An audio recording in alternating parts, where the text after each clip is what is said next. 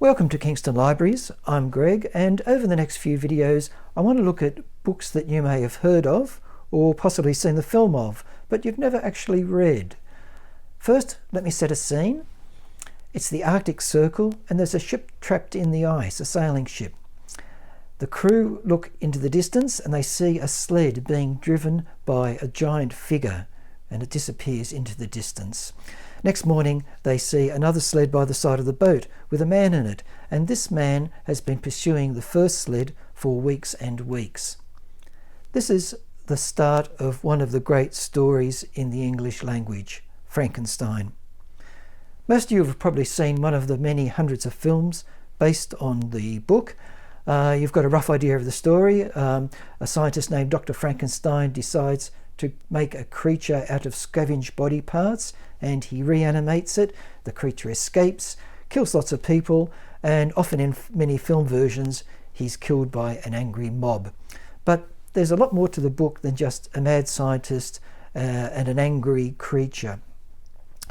The book was written 200 years ago in 1816 by an 18-year-old called Mary Shelley.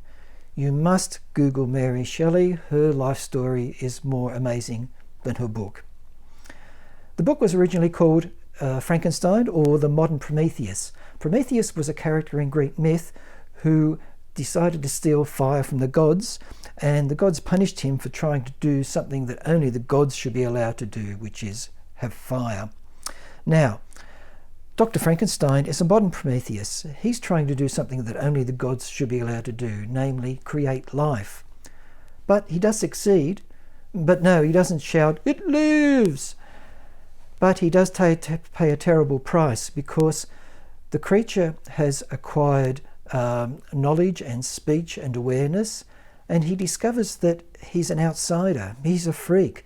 He doesn't belong in society, and society shuns him and fears him. And the creature feels betrayed by society, and especially Dr. Frankenstein. And he seeks revenge on Dr. Frankenstein. After all, he didn't ask to be created. So the book, for me, is less a horror story than a tragedy about one man's overreaching ambition and how it destroys everybody around him. The book is not long, but the language is quite old and requires a bit of concentration for us modern readers.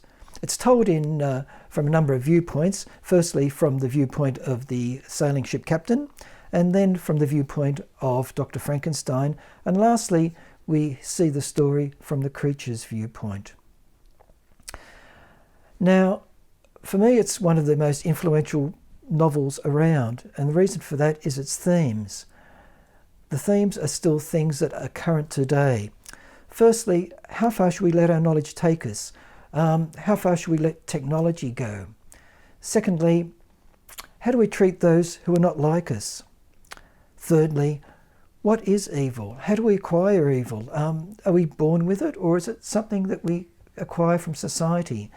And lastly, what does it mean to be human? This is a very common theme in science fiction. Where does artificial life end and human life begin? These are all big themes. You can read Frankenstein on Library Borrow Box, or if you Google Frankenstein Read Online, there are lots of websites that have the original text on it.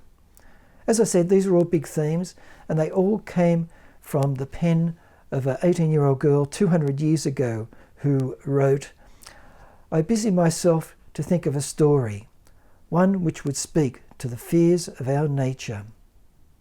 Thanks for watching.